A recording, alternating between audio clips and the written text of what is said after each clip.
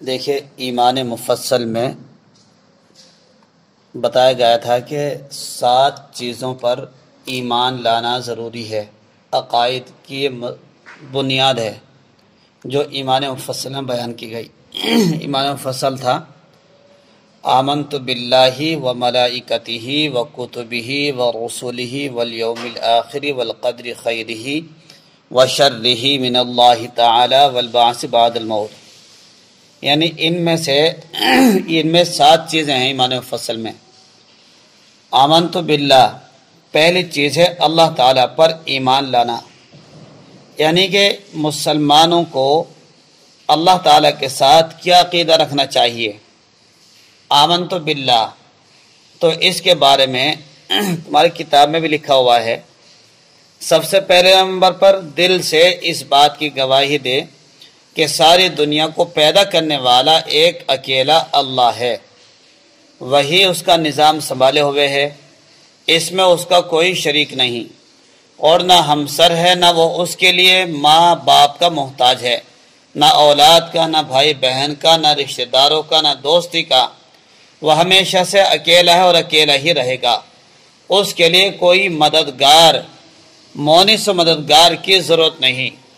وہ تمام عیوب سے پاک ہے، سارا نظام اپنی مرضی سے چلاتا ہے، اپنی ہی مرضی سے توڑتا ہے، اور ہر چیز پر قدرت کاملہ رکھتا ہے، بغیر سبب کے ہر کام کو انجام دینے پر بھی قادر ہے۔ سورج کے بغیر روشنی پر، زمین کے بغیر غلہ اگانے پر، بادل کے بغیر بارش برسانے پر، دوا کے بغیر شفا پر، روزی کے بغیر زندگی پر، پانی کے بغیر سیلابی پر، باپ کے بغیر بچہ دینے پر پوری قدرت رکھتا ہے، اور اس نے یہ سب کچھ کر دکھایا ہے۔ وہ ہر چیز کا اور ہر کام کا خالق و مالک ہے۔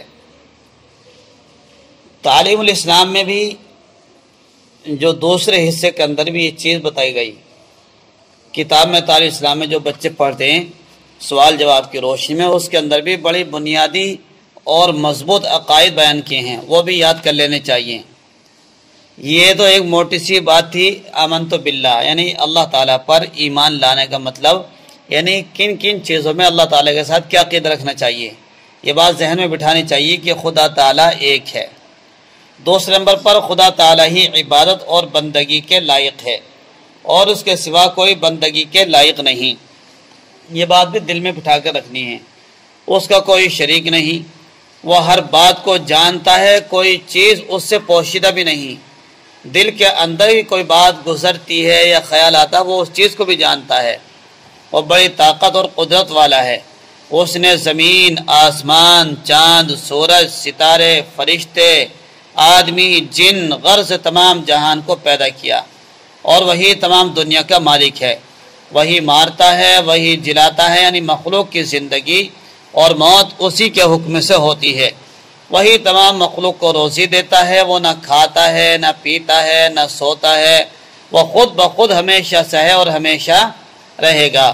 اس کو کسی نے پیدا نہیں کیا، نہ اس کا باپ ہے، نہ بیٹا، نہ بیٹی، نہ بیوی، نہ کسی سے اس کا رشتہ ناتا، وہ ان تمام تعلقات سے پاک ہے۔ اللہ تعالیٰ کے سب محتاج ہیں، وہ کسی کا محتاج نہیں، اور اس کو کسی چیز کی ضرورت بھی نہیں، وہ بے مثل ہے، کوئی چیز اس کے مشابہ یعنی اس جیسی نہیں، اور تمام عیبوں سے پاک ہے۔ وہ مخلوق جیسے ہاتھ، پاؤں، ناک، کان اور شکل و صورت سے ہی پاک ہے، جیسے ہمارے ہاتھ پاؤں ہیں۔ اللہ تعالیٰ نے تمام مخلوق کو پیدا کیا، فرشتوں کو بھی پیدا کیا۔ پیدا کرنے کے بعد اللہ تعالیٰ نے دنیا کے تمام انتظاموں، خاص کاموں پر فرشتوں کو مقرر کر دیا۔ یہ بھی ایک ایمان والے کا عقیدہ ہونا چاہیے۔ اس نے اپنی مخلوق کی ہدایت کے لیے پیغمبر بھی بھیجے کہ لوگوں کو سچا مذہب سکھائیں، اچھی باتیں بتائیں اور بری باتوں سے بچائیں۔ تو بتاؤ، جو خدا ایسی قدرت والا ہو تو ایسی قدرت والے معبود حقیقی کو چھوڑ کر کون بچ سکتا ہے؟ بس اتنی بات یاد رکھنی چاہیے کہ اس کی رحمت و شفقت و محبت نے عذابات کی پکڑ سے بچا رکھا ہے، ورنہ اس نے پچھلی امتوں اور قوموں کے ساتھ نافرمانی پر یہ حشر کیا ہے کہ آسمانوں سے پٹخ دیا، زمین میں دھسا دیا، پانی میں ڈبو دیا، وہ چاہے تو اب بھی کر دکھائے۔ اس لیے عافیت اس کے سوا نہیں کہ انسان اس کے سامنے سر جھکا دے اور اپنا غرور گھمنڈ ختم کر دے، سرکشی نافرمانی کو چھوڑ دے، اسی کو ایمان و اسلام کہتے ہیں۔ اگر یہ سارے اوصاف کسی انسان کے اندر ہیں اور یہ عقیدہ رکھتا ہے اللہ تعالیٰ کے ساتھ، تو انسان کے ساتھ اللہ تعالیٰ کی رحمت و شفقت ہوگی۔ یہ بنیادی عقیدہ ہے جو ایمان مفصل کے اندر بیان کیا گیا۔ پہلا جملہ آمنت باللہ، کہ اللہ تعالیٰ پر ایمان لانا، کن کن چیزوں پر ایمان رکھنا اللہ تعالیٰ کے ساتھ، وہ چیزیں آج بیان کی گئی ہیں۔ کل بتائیں گے فرشتوں پر ایمان لانے کا کیا مطلب ہے۔